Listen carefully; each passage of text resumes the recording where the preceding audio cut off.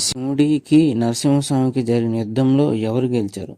హిరణ్యకశిపుడిని సంహరించాక నరసింహస్వామికి ఆగ్రహం తగ్గలేదు. ఆయన ప్రియభక్తుడైన ప్రహ్లాదుడు శాంతింపజేయటానికి ప్రయత్నించినా గానీ గట్టిగట్టిగా గర్జిస్తూ ప్రపంచాన్ని స్తంభింపజేస్తాడు. ఆయనకి అడ్డు వచ్చిన వాళ్ళని చంపేశాడు. అప్పుడు అందరూ దేవుళ్ళు కలిసి శివుని దగ్గరికి వెళ్ళి నరసింహస్వామిని ఎలాగైనా శాంతింపచేయమని వేడుకుంటారు. దీంతో శివుడు వీరభద్రస్వామి అవతారంలో నరసింహస్వామిని ఎలాగైనా శాంతింప చేయాలని ప్రయత్నిస్తాడు. కానీ నరసింహుడు వీరభద్రుడిని ఓడిస్తాడు. దీంతో శివుడు అతి శక్తివంతమైన శరభ అవతారం ఎత్తుతాడు.